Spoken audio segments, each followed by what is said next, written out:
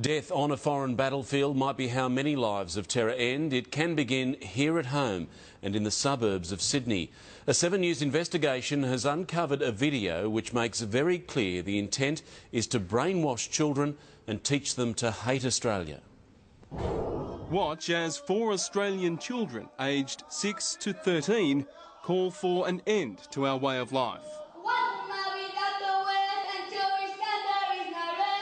These are disturbing and shocking images, and they do raise concerns about the welfare of the 4 young boys who are identified in them. A group calling itself the Muslim Youth Project runs regular events for young children. In this one, held late last year, the boys rally under the banner Soldiers of Khilafah, the 6-year-old proclaiming, "You're never too young to be a soldier for Khilafah," and promise to die fighting to end democracy in Australia, replacing it with a caliphate ruled by Islamic Sharia law.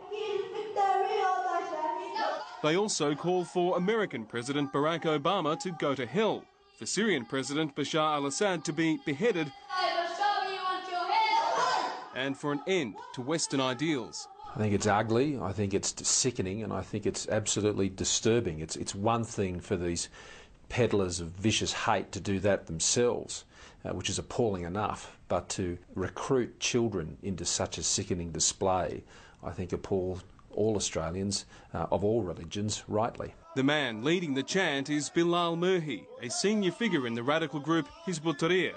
Here he is recently in Indonesia delivering a sermon to 200,000. Yes, my brothers, we will change the world to suit Islam. The Muslims living in Australia are also engaging in this struggle. This video is just the beginning. Their Facebook page proclaims democracy stands for death and slavery, and they urge Muslims to avoid non-believers at Christmas and Easter. It's prompted the Department of Family and Children's Services to take action.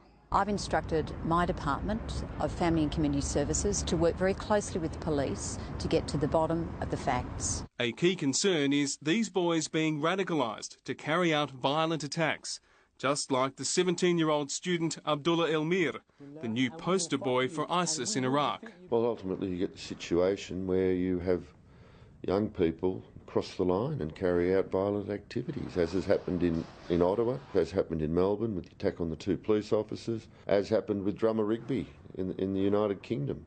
The Muslim Youth Project is planning another event this weekend. Brian Seymour, 7 News.